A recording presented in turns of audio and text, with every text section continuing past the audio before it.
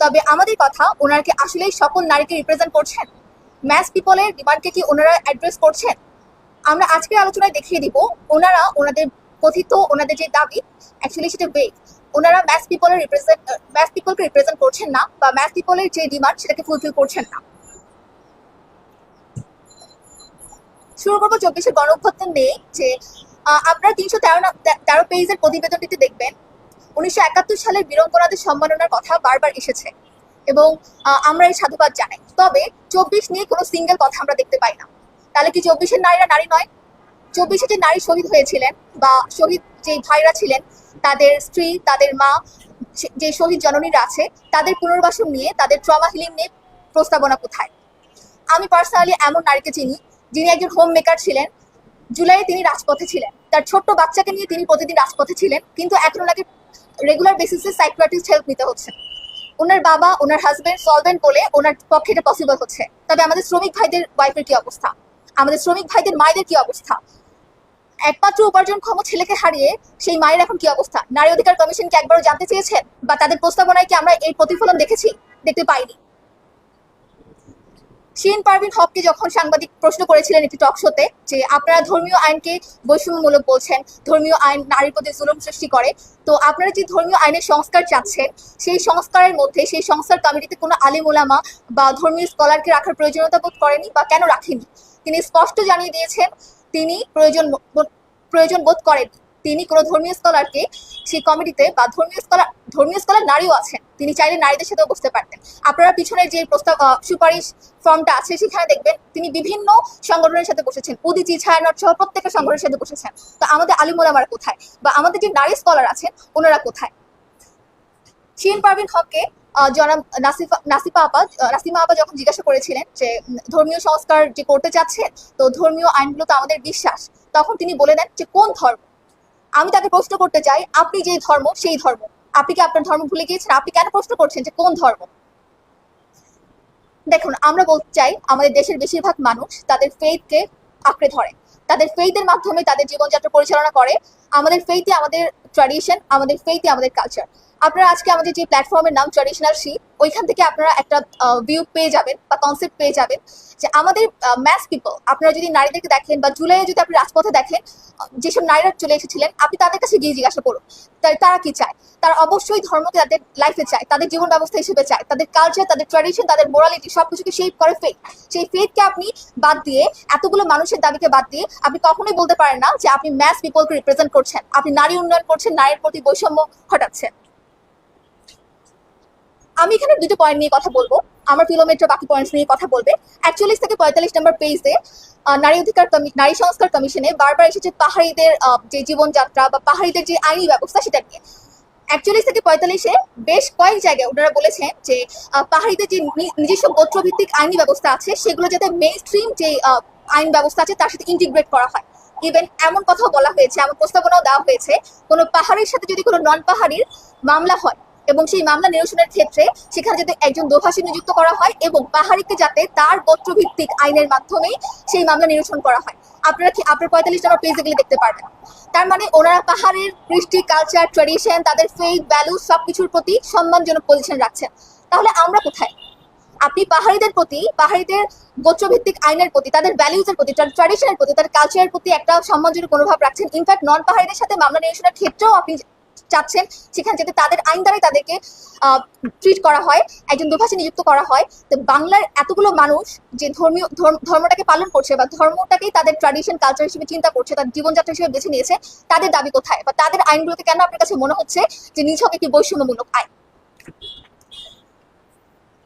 আপনি ধর্মকে নিছক যদি রোজা এবং নামাজ হিসেবে ট্রিট করেন সেটা আপনার ব্যক্তিগত ব্যাপার, কিন্তু আমরা এখানে ট্র্যাডিশনাল শি বলে দিতে চাই ধর্মই আমাদের ট্র্যাডিশন, ধর্মই আমাদের কালচার, ধর্মই আমাদের জীবন ব্যবস্থা এবং আমাদের মোরালিটিকে, আমাদের জীবন ব্যবস্থাকে শেপ করে আমাদের ধর্ম।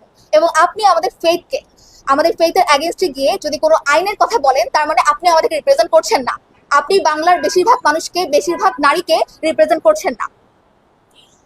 ওনারা বলতে চাচ্ছে ওনারা ধর্ম যেহেতু বৈষম্য, ধর্ম যেহেতু নারীর প্রতি জুলুম সৃষ্টি করছে তাদের ভাষ্য মতে, তাই ওনারা একটি ইউনিফর্ম ল চাচ্ছেন বা সিভিল ল চাচ্ছেন, অর্থাৎ ধর্মীয় আইন ঐচ্ছিকভাবে থাকবে, ধর্মীয় আইন থাকবে এবং পাশাপাশি ওনারা একটি সিভিল কোড চাচ্ছেন এই সিভিল কোড ওরা 4টা সেক্টরের প্রস্তাবনা দিয়েছেন: বিয়ে, বিবাহ বিচ্ছেদ, উত্তরাধিকার এবং অভিভাবকত্ব।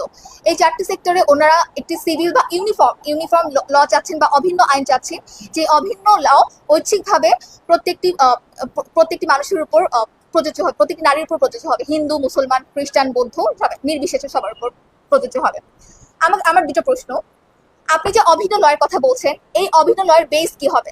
যেমন আমি ইসলাম ধর্মের অনুসারী, আমার ধর্মের বেস হচ্ছে আমার কুরআন সুন্নাহ। যিনি হিন্দু ধর্মের, তার ধর্মগ্রন্থ অনুযায়ী তার ল। যিনি খ্রিস্টান, তার বাইবেল বা তাদের যে ধর্মগ্রন্থ তাদের অনুযায়ী। তো আপনি যে অভিন্ন ল নিয়ে আসছেন, সেই লয়ের বেস কি? সেই লয়ের কথা আপনি বলতে গিয়েছেন যে বিভিন্ন দেশের মডেল।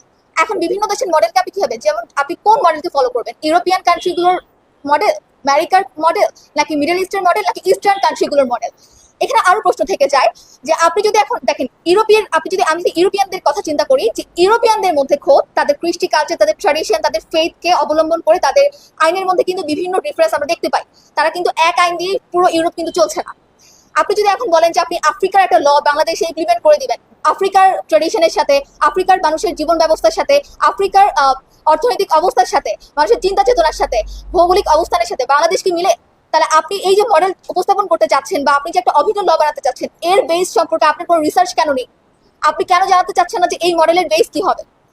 দেন সেকেন্ড প্রশ্ন, আপনি বলছেন যে সিভিল ল আসবে অ্যান্ড যে চাই ধর্মীয় ল পালন করবে, যে চাই সিভিল ল অনুযায়ী তার আইনি ডিস্ট্রিবিউশনটা হবে, উত্তরাধিকার, ইনহেরিটেন্স বলেন, বিয়ের ক্ষেত্রে বলেন। এখানে আমি আপনাকে একটা উদাহরণ দিই। একই পরিবারের মধ্যে ভাই বোন, ভাই চাচ্ছেন ধর্মীয় ল অনুযায়ী, বা আমি উল্টাটাই বলি, ভাই চাচ্ছেন সিভিল ল অনুযায়ী, আপনাদের প্রস্তাবিত ইয়া অনুযায়ী 50-50। বোন, তিনি ধর্মপ্রাণ মুসলমান, তিনি চাচ্ছেন না ইসলাম আমাকে যে অধিকার আইন দিয়েছে আমি সেই অনুযায়ী আমার ইনহেরিটেন্স লটা সম্পত্তিটা চাচ্ছি। সেক্ষেত্রে আপনি এখানে সলভ কিভাবে করবেন? আপনি সেখানে কোন লটা, সিভিল ল মানা হবে নাকি ধর্মীয় ল মানা হবে? এই যে ক্যাওস, আপনি এই ক্যাওসের মধ্যে আপনি কেন ক্যাওস সৃষ্টি করছেন? অথচ আপনি যদি এই প্রস্তাবনার কিন্তু আরো অনেক অনেক ভালো, মানে আপনি যে প্রস্তাবনা চাচ্ছেন যে নারীরা যাতে তাদের প্রাপ্য হকটা বুঝিয়ে পায়, যদি আমার এটা মনে হয় না আপনি জাস্ট এখানে আপনাদের মডেলটাকে, ইনফ্যাক্ট আপনাদের যে নারীর ডেফিনেশন, সেই নারীদের যে প্রস্তাবনা সেগুলোকেই বারবার আনতে চাচ্ছেন। কিন্তু এখানে যে আমাদের দিয়ে দেওয়া আছে যে ধর্মীয় আইন অনুযায়ী, সেটা যদি প্রপার ইমপ্লিমেন্টেশন হয়, এটা আমি বলতে চাই আমাদের দেশে হয় না। আমাদের দেশে ভাইরা তাদের বোনদের অধিকার দেয় না। ইনফ্যাক্ট যদি বোন যদি ভাইয়ের কাছে গিয়ে দাবি করে, তখন তাকে লোভী বলা হয়, বা এমন হয় যে যদি দিয়েও দেওয়া হয় তারপর তার সাথে আসলে ভালো সম্পর্ক থাকে না। মোহনার ক্ষেত্রটা হয়ে গেছে কি, যে আমাদের ডিভোর্স ছাড়া আসলে মোহনা শোধ করা হচ্ছে না। বাট ইসলামের ক্ষেত্রে যদি আপনি দেখেন, এটা কিন্তু আপনাকে প্রথমেই কিন্তু আপনার মোহনাটা বা আস্তে আস্তে হোক, আপনাকে মোহনা মাস্ট বি দিতে হবে। সো আপনি এই প্রপার ইমপ্লিমেন্টেশন চান। আপনি এখানে আরেকটা মডেল নিয়ে এসেছেন, মালয়েশিয়ার ইন্দোনেশিয়া। টু বি অনেস্ট, আমি যখন মালয়েশিয়া আর ইন্দোনেশিয়ার কেস স্টাডি করতে গিয়েছি, আমার লিটারালি হাসি পেয়েছে। আপনি কথা বলছেন ইনহেরিটেন্স ল এর ক্ষেত্রে, উত্তরাধিকারের ক্ষেত্রে আপনি 50-50 চান। আপনি এনেছেন মালয়েশিয়ার কোন আইন? মালয়েশিয়াতে যখন ডিভোর্স হয় তখন তাদের আইন আছে যে চাইলে তারা 50-50 হাজবেন্ড ওয়াইফ, মানে তাদের যে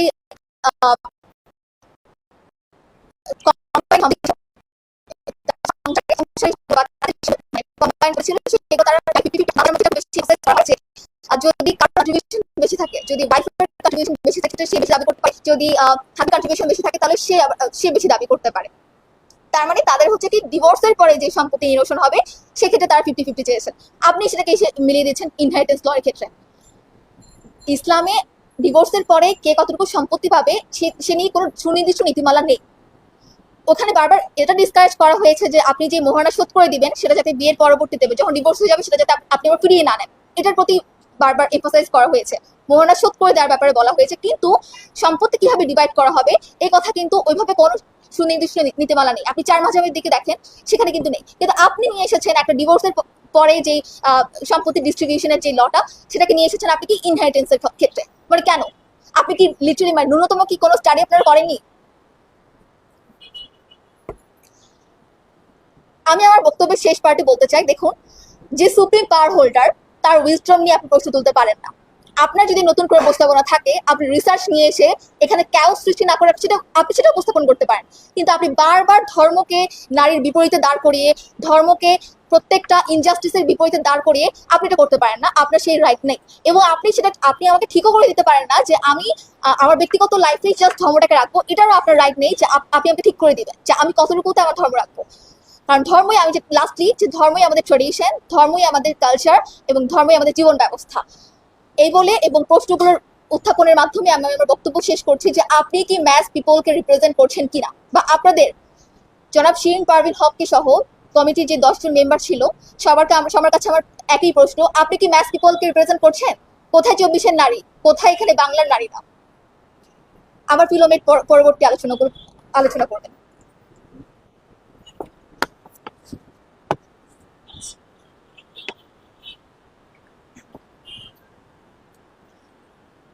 আমি নারী সংস্কার কমিশনের একটি সুনির্দিষ্ট প্রস্তাবনার উপরে আলোকপাত করতে যাচ্ছি, সেটা হচ্ছে যৌনকর্মীদেরকে শ্রমিক হিসেবে স্বীকৃতি প্রদান।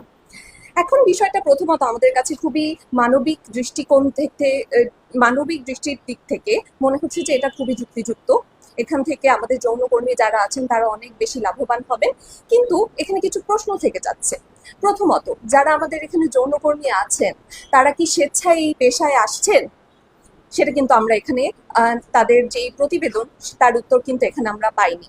এবং দ্বিতীয়ত, আমার নারী সংস্কার কমিশনের প্রতি কিছু প্রশ্ন রয়েছে যে আপনারা এই যে একটি প্রস্তাবনা করলেন এর সপক্ষে আপনাদের কাছে কি কোনো ডেটা রয়েছে, অথবা আপনারা কি কোনো রিসার্চ করেছেন? সেই রিসার্চের আউটকাম কি?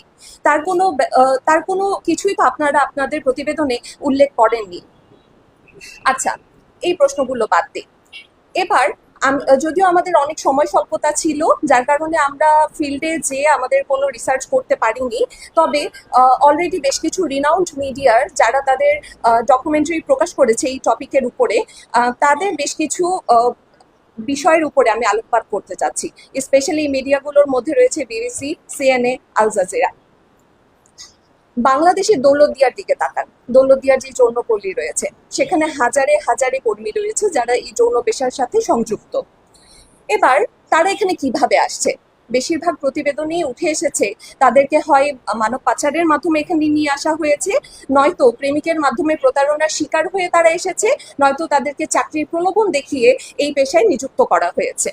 এবার আমি ধরে নিলাম যে তাদেরকে এখানে এই পেশায় নিযুক্ত হওয়ার পর তাদেরকে একটি সুস্থ এবং স্বাভাবিক জীবন দেয়া হচ্ছে, কিন্তু আদৌ কি দেয়া হচ্ছে? মোটেও না। তাদের উপরে চালানো হচ্ছে পাশবিক, শারীরিক এবং মানসিক নির্যাতন। প্রথমত আমরা যদি দেখি, তাদের এখানে যারা কিশোরী যারা আসছেন এবং শিশু বয়সে যারা আসছেন তাদের গড় বয়স থাকে 14-র কাছাকাছি। এবং এই শিশুদেরকে যাতে খুব দ্রুত এই পেশায় নিযুক্ত করা যায় এবং এই পেশার উপযুক্ত করে নেওয়া যায়, এজন্য তাদের শরীরে দেওয়া হচ্ছে স্টেরয়েড হরমোন, যাতে করে তাদেরকে মোটা তাজা করা যায়। মনে হচ্ছে সে যেন মানুষ নয়, সে যেন এক পশু। গরু মোটা তাজাকরণের এক অভিনব প্রক্রিয়া।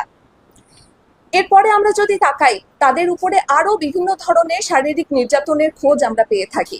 বিভিন্ন ধরনের ক্লায়েন্টের সামনে তাদেরকে জোরপূর্বক উপস্থাপন করা হয় এবং উপস্থাপনের পরে তাদের উপরে চলে শারীরিক বিভিন্ন ধরনের নির্যাতন। নিজের সম্মতির বিপরীতে যে তাদেরকে এই কাজগুলোতে লেগে থাকতে হচ্ছে, শুধুমাত্র তারা পরিস্থিতির শিকার বলে। কিন্তু এই পরিস্থিতির শিকারকেই আজকে তাদের পেশা হিসেবে তাদের উপরে এক প্রকার চাপিয়ে দেওয়া হচ্ছে। আচ্ছা, এই তো গেল আমাদের দেশের অবস্থা। এবার আমরা বাইরের দেশগুলোর দিকে তাকাই। বাইরে যেই সকল দেশে এই যৌন যেই পেশা এটাকে স্বীকৃতি দেওয়া হয়েছে, স্পেশালি জার্মানি এবং নেদারল্যান্ডে, সেখানে কি অবস্থা? খুব মনে হয় যেন তাদের উন্নতি হয়েছে, মোটেও না। সেখানে এই ধরনের আইনের বৈধতা দেওয়ার পরে দেখা গিয়েছে সেখানে মানব পাচার বেড়ে গিয়েছে, সেখানে নারীর উপর সহিংসতা আগের থেকে বহু গুণে বেড়ে গিয়েছে এবং অন্যান্য অপরাধ কর্ম তো তার সাথে যুক্ত রয়েছে। তাহলে এবং তারা এখন দেখা যাচ্ছে যে এই আইনকে বাতিল করার জন্য উঠে পড়ে লেগেছে। পাশাপাশি যদি আমরা আরো দেখি, জার্মানির একজন সাংবাদিক বলছেন যে এই যে আইনের আড়ালে আইনের মাধ্যমে তাদের নারীর উপরে এই যে সহিংসতা সেটাকে একটা জাস্ট বৈধতা দেওয়া হচ্ছে, এ যেন এক আধুনিক দাসত্ব নারীর।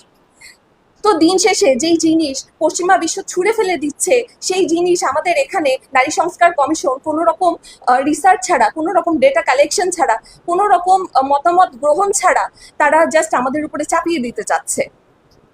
তো দিন শেষে আমি শুধু এটাই বলতে পারি যে এই যে নারীর উপরে যে সহিংসতা, এটা শুধু পুঁজিবাদী এবং অন্যান্য পুঁজিবাদীদের জাস্ট নারীদের ভোগ করার একটা মাধ্যম হিসেবে তুলে ধরা হয়েছে, আর কিছু নয়।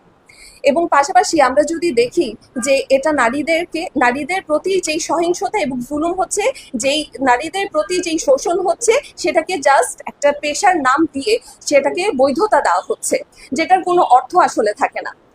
আমি পরিশেষে একটা প্রশ্ন জাস্ট করে যেতে চাই, আজকে যদি এই পেশাকে, এই যে যৌন এটাকে আমি পেশা বলতে রাজি না, যদি এটাকে পেশা হিসেবে স্বীকৃতি দেওয়া হয়, তাহলে আপনি কি আপনার ঘরের মা বোনকে এই পেশায় পাঠাবেন? আর উল্টোভাবে আমি যদি দেখি, আপনার পরিবারে আপনার স্বামী, আপনার ছেলে এই পেশা গ্রহণের জন্য সেই নারীদের কাছে যাচ্ছে, সেটাকে আপনি মেনে নিবেন? আমি এই দুটো প্রশ্ন রেখে আমার বক্তব্য আজকে শেষ করছি। আমার টিমমেট বাকি বিষয়ে কথা বলবেন।